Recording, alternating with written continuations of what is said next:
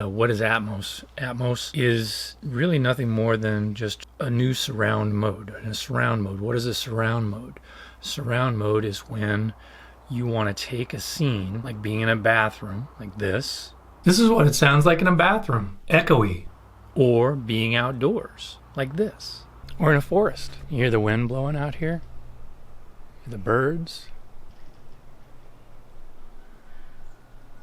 It's a little different than in the bathroom. You'll hear little clues that come in, and they'll be basically putting you in that scene. So if you take yourself blindfolded into those areas, you can know you're in that bathroom.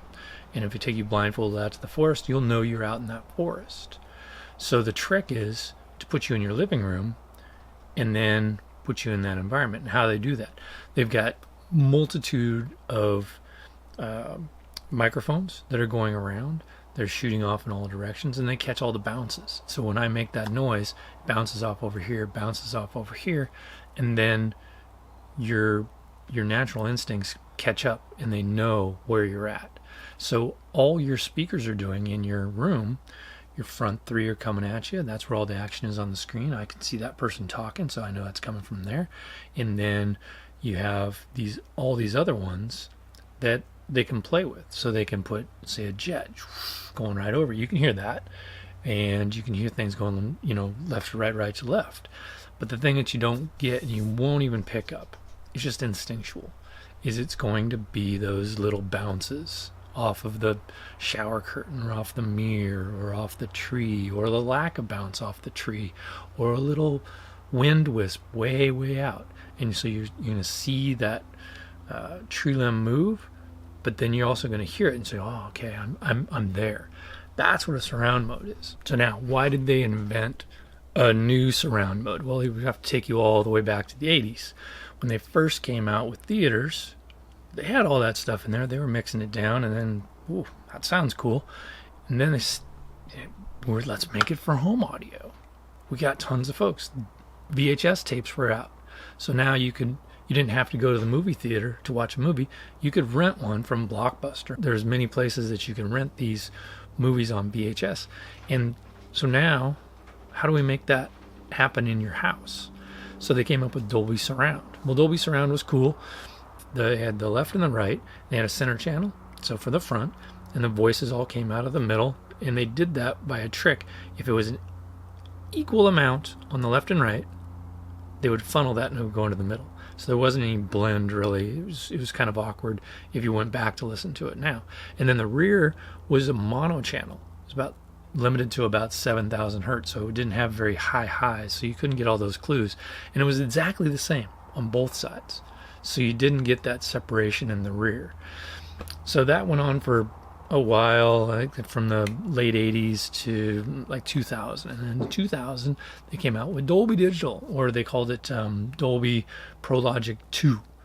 And it was just that upgrade. Well, each one of those channels now, they got to have those as distinct, equal channels to play with. So every single one of them was a multi-track. So they had 5 multi-tracks. The center channel, you can put whatever you want there. Left, right, whatever you want there. The rears, left, right, rears, whatever you wanted there. And full range.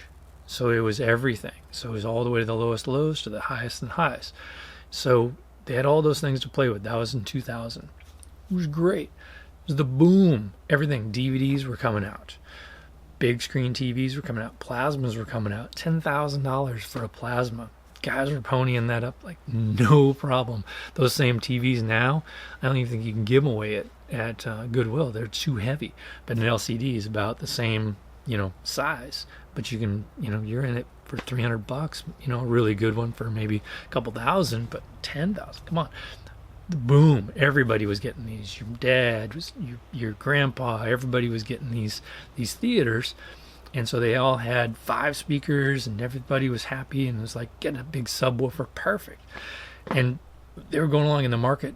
They just kept selling more. And then the market finally was getting saturated. More people had them in their houses.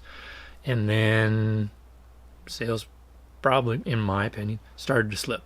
So this is around 2009-ish or so. So they came out with, hey, we're going to add a speaker to the rear. It's in the center. It's going to be called 6.1. And it's like, whoa, I need one. Okay, some guys, they stepped up and they bought those 6.1s, and then they came out with 7.1. You need 2 in the back, 2 right next to your couch, and then there are 3 in the front. And everybody's like, well, what about that one, that center channel in the back? We don't need that anymore? Like, okay, well, whatever. We're going to get 7 now. So they do 7 speakers.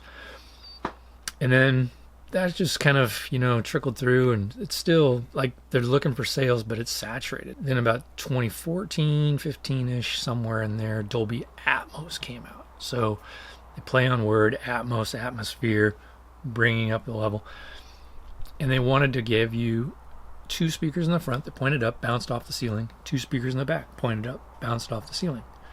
And that works fine. Floor standing speakers or bookshelf speakers, whatever you have low on the ground, that was their customer. And that's 95, 98% of the customers or guys have those systems. This is where we kind of separate. So in-wall speakers, in-ceiling speakers, we have the front 3. And we already had 2 above you. And they're pointing straight down. They're direct sources of sound coming right at you. Our system sounded big in 2000, and so all this marketing, this Atmos is catching up. We don't have a big share, like 5-10% maybe, of in-wall speakers in the world, because people just don't want to go that far. But dedicated theaters, they'll put them in the wall. If you're getting an in-wall system now, you don't necessarily need Atmos, and that's what this whole series is coming down to. Is let's start with smaller numbers first. You got a 20-foot room front to back, 5.1. Just start with that. A little larger room, 7.1. Put 2 next to your couch. If you got a 30-foot room, awesome. Go for it. That's your Dolby Atmos system. But until then, just wire for everything.